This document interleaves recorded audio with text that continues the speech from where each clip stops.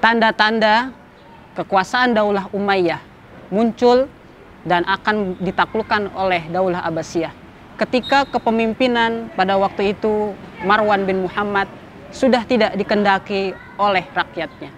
Segala keputusannya sudah tidak memihak kepada rakyat. Begitu pula banyak hasutan-hasutan yang masuk kepada penduduk pada waktu itu.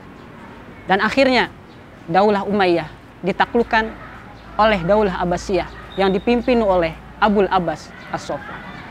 Maka itu saatnya Daulah Abbasiyah berkuasa. The Golden Age of Islam.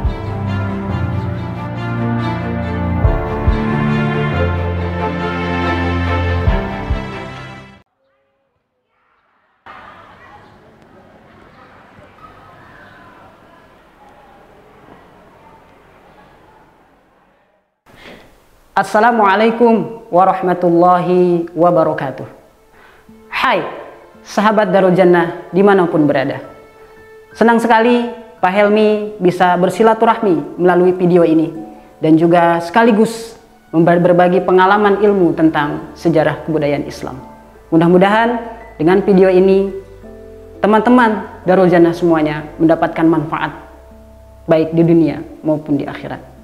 Namun sebelumnya, marilah kita mulai materi kita pada hari ini dengan membaca basmalah dan sholawat bersama-sama. Bismillahirrahmanirrahim. Allahumma salli ala sayyidina Muhammad wa ala ali sayyidina Muhammad. Allahumma salli ala sayyidina Muhammad wa ala ali sayyidina Muhammad. Allahumma salli ala sayyidina Muhammad wa ala ali sayyidina Muhammad.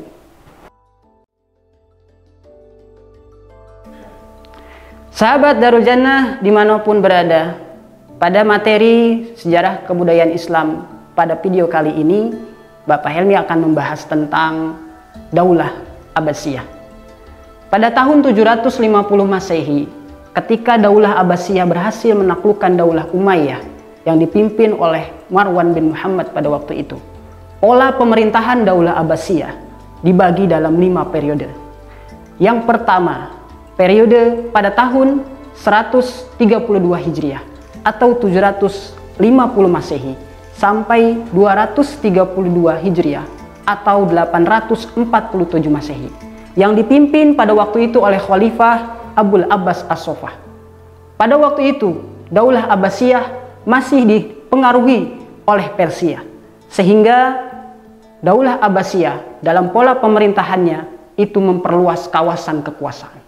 Dengan memperluas kawasan kekuasaan pada waktu itu, Daulah Abbasiyah berharap bahwa kekuatan dari pemerintahannya akan semakin kuat.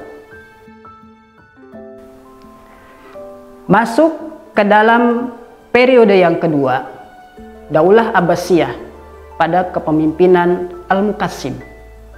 Kebijakan Khalifah Al-Muqassim lebih kepada An-Nasir Turki atau campur tangan Turki.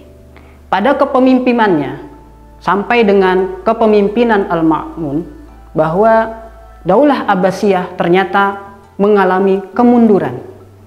Kemunduran tersebut dipengaruhi oleh beberapa faktor.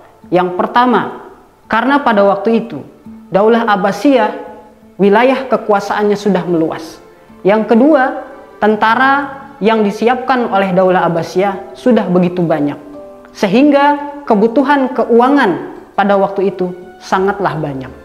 Oleh karena itu, kebijakan politik pada waktu itu sangatnya lemah, sehingga membuat Daulah Abbasiyah mengalami kemunduran.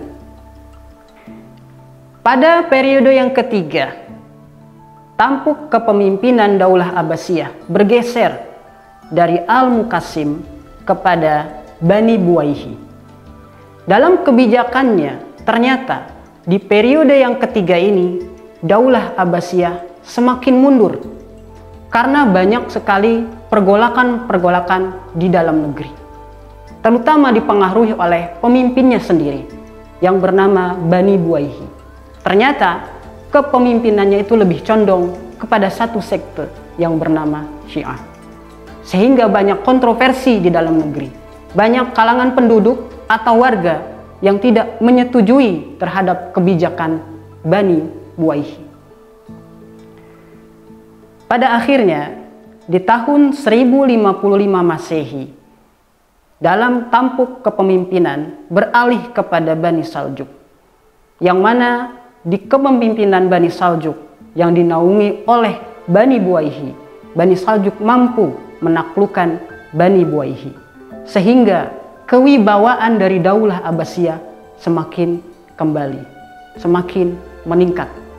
Karena itu, di dalam hal agama, Daulah Abbasiyah sudah mulai bangkit.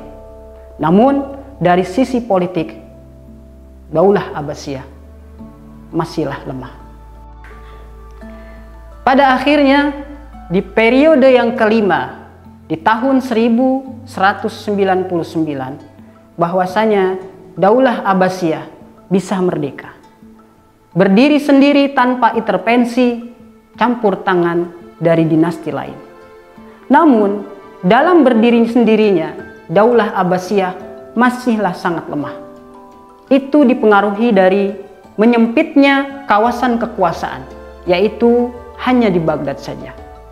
Karena lemah politik, kemudian wilayah kekuasaan yang menyempit, maka mengundang bangsa lain, yaitu bangsa Mongol dan Tartar, yang bisa menaklukkan Baghdad pada tahun 1256 Masehi, yang artinya menandakan bahwa Daulah Abbasiyah mengalami kehancuran.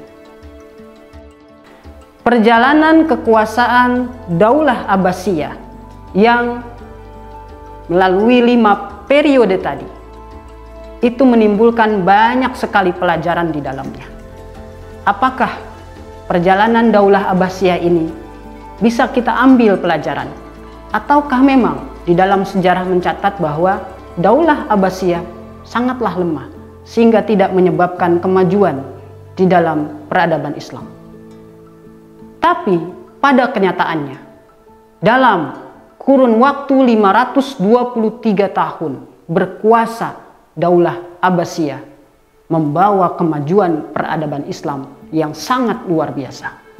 Maka diberikan julukan The Golden Age of Islam. Apa saja perkembangan peradaban Islam pada waktu itu? Jawabannya ada di video selanjutnya.